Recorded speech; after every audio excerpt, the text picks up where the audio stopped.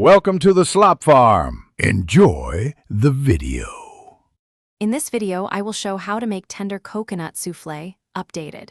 Preheat oven to 350 degrees F and prepare 4 ramekins. Start by extracting tender coconut water and scraping the soft meat into a bowl. Whisk yolks with sugar until pale, then fold in coconut and cream. Gently fold stiff egg whites into batter in 3 additions for stable lift. Fill ramekins and bake until set and golden. Gather simple ingredients and measure precisely for consistent results. Use fresh tender coconut water and meat for authentic flavor and aroma. Separate 3 large eggs carefully to avoid yolk and whites. Whip whites to stiff peaks for airy structure and gently fold into the yolk mixture.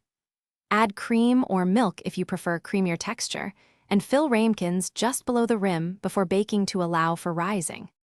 Timing and gentle handling make or break a souffle.